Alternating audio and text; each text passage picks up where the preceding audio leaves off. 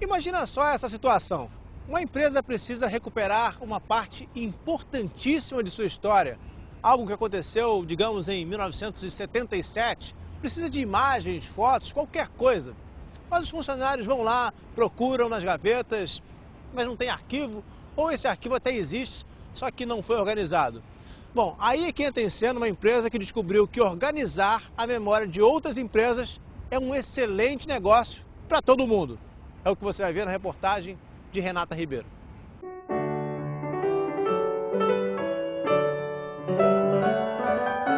É o sonho de qualquer empreendedor, quando a empresa é capítulo da história de uma cidade, de um país e figura na memória dos consumidores. Quando os brotos se reúnem para uma festinha íntima. É um sucesso, maionese Hellman. No tempo em que ainda se morria de tuberculose, febre, parto e diarreia, início do século passado, a indústria farmacêutica era limitada a tônicos, unguentos, pomadas e xaropes. E as drogarias entregavam em casa de bicicleta. Na década de 40, mulheres que já podiam votar, mas ainda não tinham deixado a cozinha, experimentavam a modernidade no fogão a gás. Se é verdade que todo historiador tem vocação para arqueólogo, Solange, Elizabeth e Lígia escavam fundo atrás das memórias dos clientes. 3 profissionais que deixaram a carreira acadêmica para apostar num filão de negócios que começa a ser cada vez mais valorizado.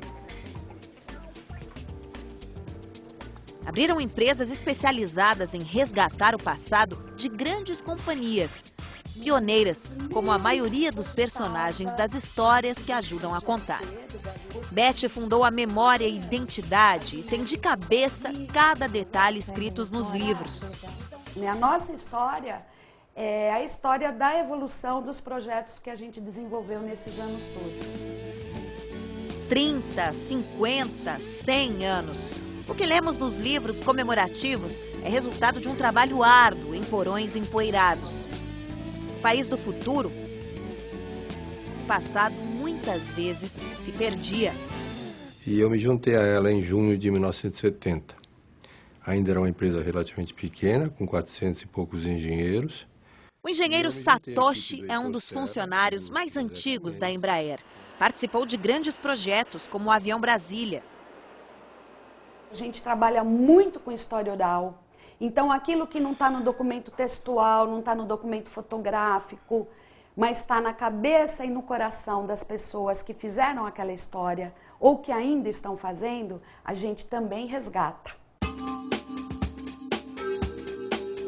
Centenas de depoimentos e cerca de 6.000 documentos deram origem a um centro permanente na sede da Embraer, em São José dos Campos, interior de São Paulo.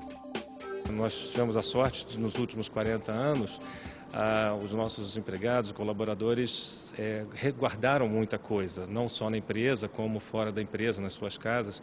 Então, a gente vive de tentar pegar esse material, resgatar esse material até com os nossos empregados hoje ainda, né?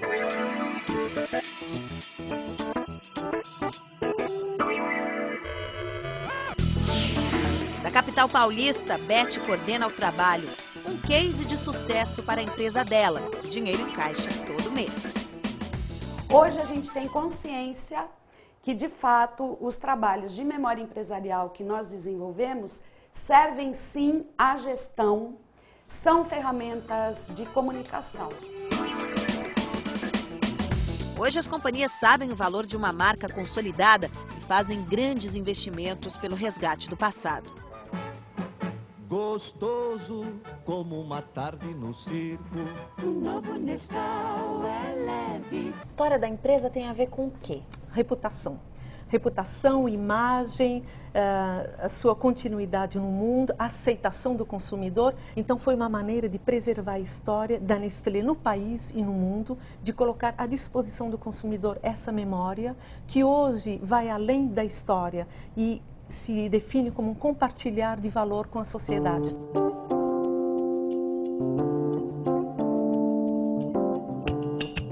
Esse quadro italiano do fim do século XIX foi a inspiração para uma das embalagens mais famosas da marca no mercado até hoje. Essa e outras histórias ficam arquivadas numa reserva técnica com temperatura e umidade controladas, igualzinha de um museu. Todos os anos, a Nestlé gasta R$400 mil para preservar o passado. Fotos, documentos, campanhas publicitárias e objetos, verdadeiras preciosidades, como essa embalagem de 1950, aquela do quadro. Disquinho promocional furou de tanto tocar.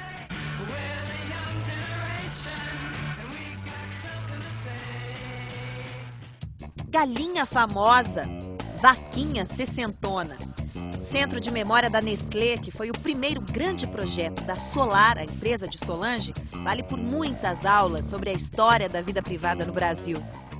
Eu tenho cartilhas, que era uma prática de publicação e de orientação às mães, e que existe uma série toda que começa a ser publicada nos anos 1930 e se estende até os anos 1950. É um guia para as mães. É um guia. Então, é nesse sentido que a gente fala que a empresa ela presta um serviço, né? Esse material é um material que recupera a memória das empresas, nesse caso a memória da Nestlé Brasil. E é uma documentação que está sendo reunida desde 1993 e conta a história da Nestlé desde 1921, quando a Nestlé se estabeleceu no Brasil.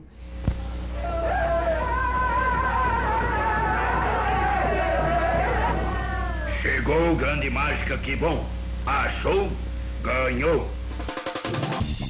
81 anos no mercado brasileiro. Não foram poucas as transformações que a Unilever acompanhou na sociedade, na economia, nos costumes e, claro, no jeito de fazer propaganda. Cheirinho gostoso. É close-up. Como tantas outras empresas, a Unilever, uma das maiores companhias dos setores de alimentos e produtos de higiene e limpeza, não tinha preocupação de organizar sua história. Só em 99, a multinacional fez parceria com a Grifo, empresa comandada por Lígia. Ela começou do zero, um trabalho de detetive. 2 anos depois, nasceu o Centro de História da Unilever em São Paulo. 25 pessoas trabalham aqui para manter mais de 45 mil peças, entre fotos, anúncios, embalagens e comerciais de rádio e TV. Antigamente era uma opção para as empresas se expor ou não ao mercado de maneira mais estratégica. Hoje é uma obrigação a empresa ser mais aberta. Se olhar os atributos corporativos de mais valorizados hoje, produto e qualidade virou uma obrigação. Agora, imagem, a parte de geração de empregos, investimento no país, responsabilidade social, sustentabilidade passaram a ter um peso muito grande. Para você entrar nesse mérito de comunicação e ser crível, você tem que olhar a sua história.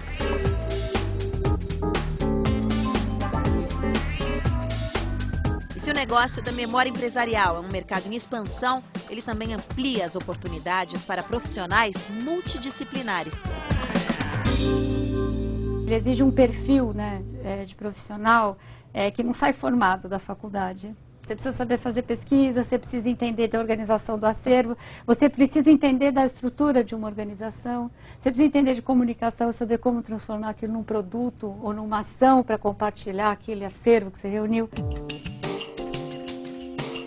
Compartilhar. O Centro Histórico é uma ferramenta do negócio, mas está aberto a todos. E atualizar. É assim que essa história não termina, porque continua sendo construída a cada passo da empresa.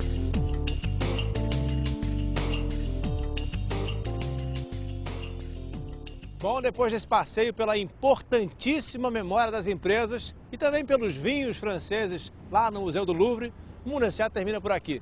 Se você quiser rever esse programa ou saber mais sobre empresas, negócios e muito sucesso, nosso site é g1.com.br/globonews. A gente volta na semana que vem. Até lá!